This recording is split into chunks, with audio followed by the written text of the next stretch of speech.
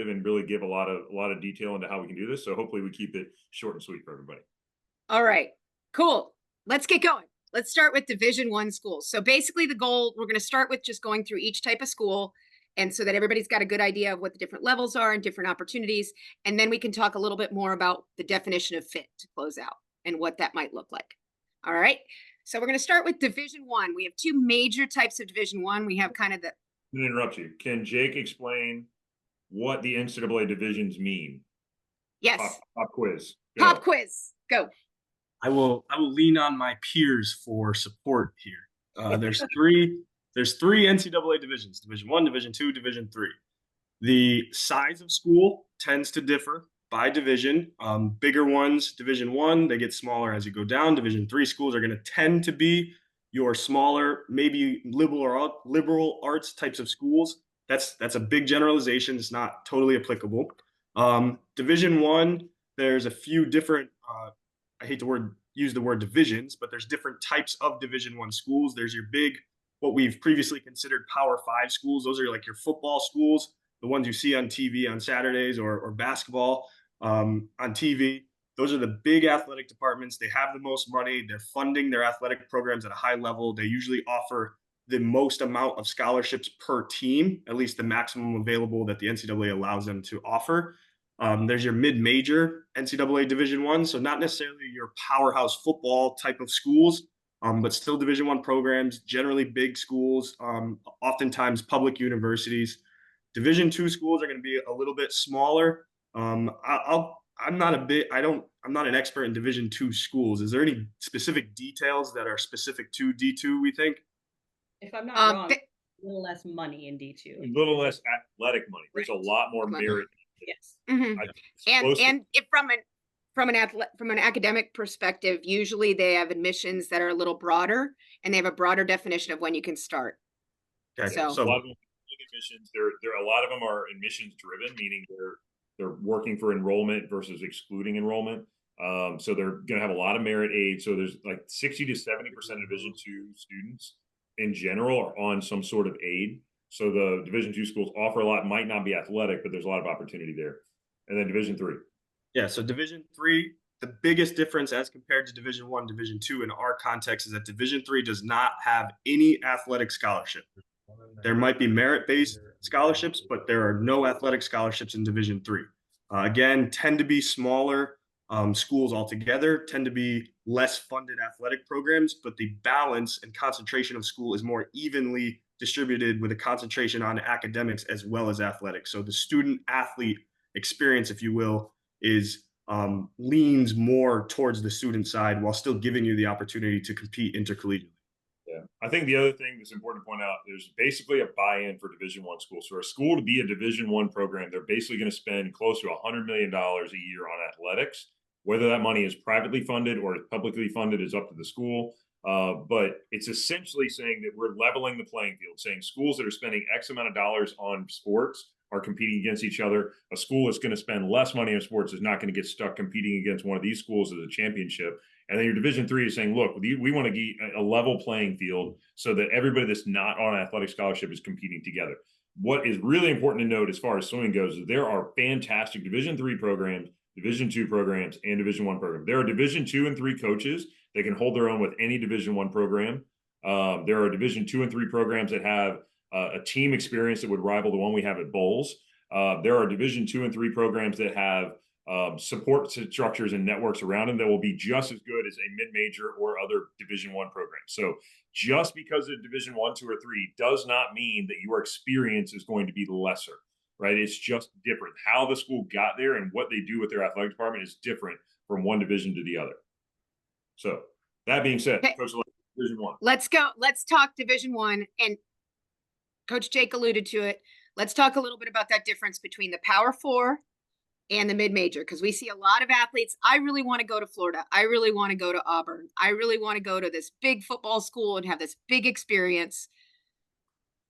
That sometimes isn't always the best option. Can we talk about the difference between that Power 4 and mid-major and who that's appropriate for, or what those schools offer, what that difference is. Yeah, even specifically for swimming, when you say I want to go, a lot of times people say, hey, I want to go to Division One. What you really mean is I want to go to one of the top 25 swimming schools in the country. So if you go to Swim Cloud and you were to rank school, you go to team rankings and you rank by championship rankings, not dual meet rankings, championship rankings for last year, what the results of NCAA's were, go 1 through 25. That's your top 25 swimming schools in the country in Division One. You do the same thing for Division Two, for Division Three, right? Those top 25 schools are going to expect a really, really high level athlete that is all in on swimming. And they're also going to be pretty self-sufficient in terms of how being able to take care of what they need to be an athlete. They're expecting you to show up at the pool every day ready to go. They're expecting you to take care of your academic needs outside of the pool without a whole lot of support.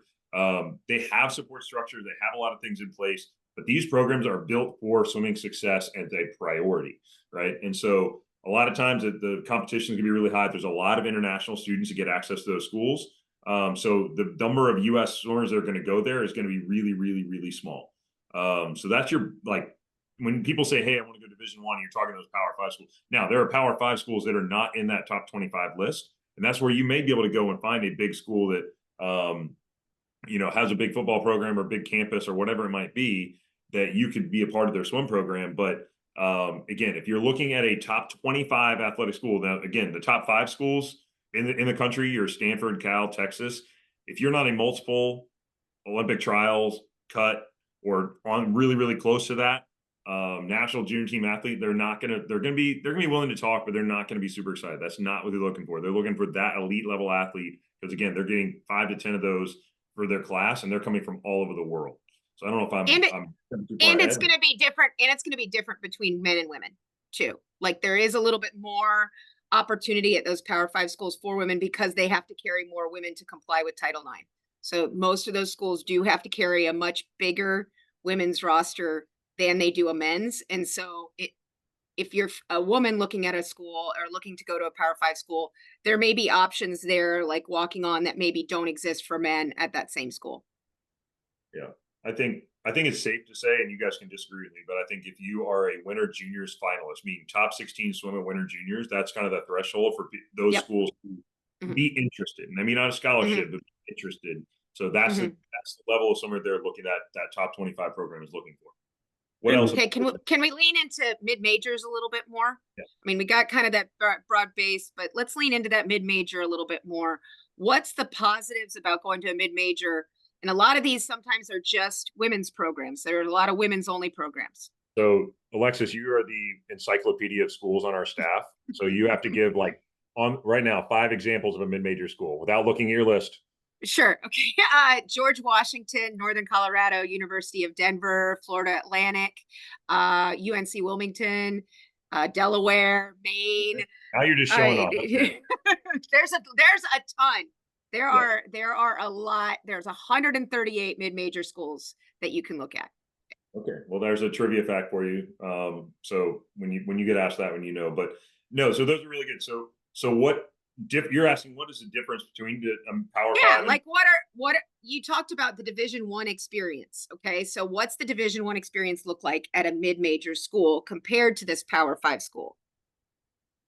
Like what are going to be some of the big differences that you might see compared to, like, if I'm looking at a Florida versus a Florida International or an FGCU, what might be a difference in that experience? Your number one is going to be your conference meet. Your conference meet is going to be very different. It's going to be a lot of schools of similar size and structure. Speed's going to be a little bit different, but the goal is still the same. And I would say the goal for the mid-majors programs is probably strictly on the conference level. Like that is their number one concern, is how do I perform at that conference meet? How do our athletes perform there? They may have 1 or 2 athletes that are trying to reach that NCAA Division I meet standard, but for the most part, they're really striving for how does our team finish up at our conference meets? That's probably the biggest difference in my head. You gotta think. I mean, there's probably some funding differences between the programs. And you also have a lot more, like Coach Alexis, you mentioned it, you've got a lot more women's only programs in mid-major. To speak really generally, the athlete experience is going to be a little bit different at a mid-major versus a Power 4, as we now call them. Those top 25 schools, it might feel like swimming is the priority. It's like a job, right? Like you have to show up at your top level every day. Now that doesn't mean that the mid-major coach doesn't expect that of you, but the team experience is going to be a little bit redirected in form of conference championships are super important. There might be off seasons, right? Summers might not be everyone's on campus training. You might have the opportunity to go home and train with your club team. It's just a little bit different level of concentration and commitment, if you will. And that's a very valid point. I mean, I think when you're talking about that mid-major school, we're looking at schools that do care very much about how they perform, and they do want their athletes to stay in shape year round, and they expect them to compete year round. There's not an expectation of, hey, it's okay if you want to go home and not swim all summer. Division I programs still have to have you perform there. There's still an expectation of graduation in 4 years. They are held to that same standard. So they are required to comply with the same regulations that the Power Four conferences are of graduation and progress to graduation. So there's an academic component there. And because of their budgets, however, you're going to see a lot less kids take that 5th year option or take that space because the college doesn't have the funding for that. You're not going to see that as much. The funding, again, it's funding. Yeah, I mean, when we say funding, you're going to have a few less T-shirts. Your swag bag's not going to be as big. You're not going to take as many travel trips. There's still plenty of experience to have. Like, it's still a good experience. It'd be very similar. It would be a little bit a step up from what you do at Bowl, so to speak. But it's still not going to be. You're not flying a charter jet anywhere. Very few teams are still doing that, but it's becoming more prevalent. We're not football yet, but I heard NBA players are taking Amtrak up in New England. So there you go. Very good. So yeah, okay. So that kind of covers mid-majors, but I do think, again, I want to reiterate, there's probably some really, really good mid-major teams and coaches. They're going to make that experience where you thrive, and then you can be successful after college with that. Okay, we've got just a little bit of time left in this particular one, so let's just kind of go through Division II real quick. And NAIA, that's one that Jake didn't bring up, but it's another option. The NAIA conference, which has a little bit more lax academic requirements than the NCAA. So that's an option for athletes that are maybe need a little bit different academic setting. Those are good schools for that.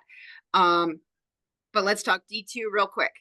Coach Peter, you coached at Queens. You know a little bit about the D2 world. Can you speak briefly on what that's like? And so, being a part of a Division II program, and now Queens is Division I, but when I was there, we were Division II.